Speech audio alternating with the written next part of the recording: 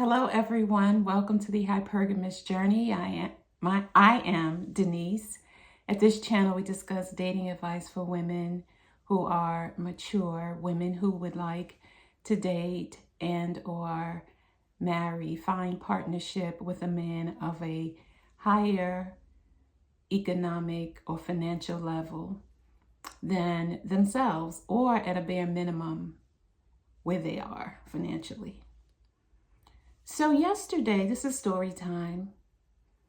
Yesterday was a very dear friend's birthday, and we talk once a year. And when we talk, which is on each other's birthday, we can go 1 to 2 hours just catching up on 1 year's worth of things that are happening in our lives. She lives in the North and I live in the South.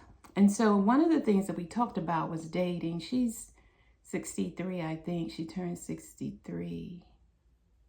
No, she must have turned 64 because I think she's 1 year older than me, and I'll be 63 next year in about 7 months. And one of the things that we talked about was dating, and she said that she hasn't found a partner. She's never married. She does have one son. And so she talked about a 69-year-old man who really likes her. And she said she's not physically attracted to him. And so at 69, I'm not sure if this particular man or some other man that we were talking about, because we talked about a few, but I'm going to just say this particular man had been in prison during his youth. So I'm thinking, 20s or whatever. So he's 69 years old now and doesn't have a car. And I think he said he was retired. And so I could be conflating everything onto this man and into his story when it could be other people that we were talking about, because we talked for 2 hours. So I'm just going to say it's this particular man because the facts are the facts. It may not be, true for him in particular, but we did talk about dating at our age. And so, she talked about him or meeting men who've been in prison, who say they're retired. And when she asks, how long have you been retired? He'll say, I've been retired like 1 year from whatever job. Well, how long were you there? Like 2 years. And it's like, okay, so the job before that, how long were you there? 3 years. And so in their mind, they're just grouping everything into I'm retired, when the real truth is that they quit the job. They just stopped working. And so now I said to her, men in our age group, they're looking for a nurse and or a purse, someone to take care of them. So she said that she likes walking. And so he wanted to see her, and she's like, well, let's go walking. And he's like, I can't do that. I have bad knees. So, we just talked about at this age, men who might even consider dating us have some ulterior motive as to why they want to date us. They're in bad health. Bad financial standing. They've either been in prison most of their, very viral or virile, productive, money-making years. They were in prison, or they were, running around with women, impregnating them and not taking care of their responsibilities,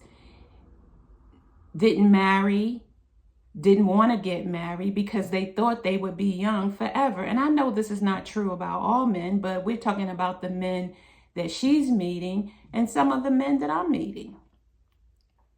And so now they're looking at accomplished women in various levels of accomplishment, because everybody has their own definition of what accomplishment is.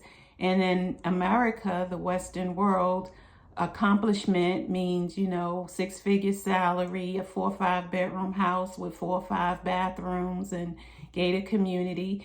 And then you have levels in between that. So anything more than he has, who's living in an apartment, is, making it.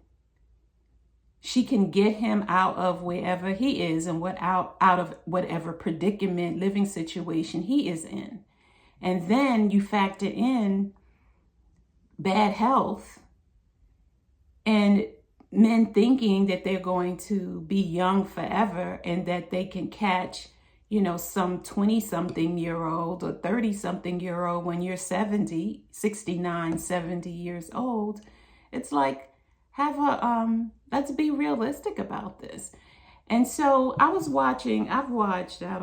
been binge watching yesterday all of Chloe_'s videos. I started with her oldest video, which I'm still on the 4-year mark on her videos. She has like 290 something videos. I think she started her channel in 2019. So I've been watching her videos, and so one of them is called Father Time and how men hit the wall, because people are quick to say women, they drag us for our looks at a certain age. They drag us for our weight at a certain age. They drag us for our physical health at a certain age. And men are basically allowed to age gracefully. They are allowed to age gracefully. Nobody talks about their big bellies, bald heads, denture wearing, eyeglass wearing, can barely see, cane walking selves. Nobody talks about that.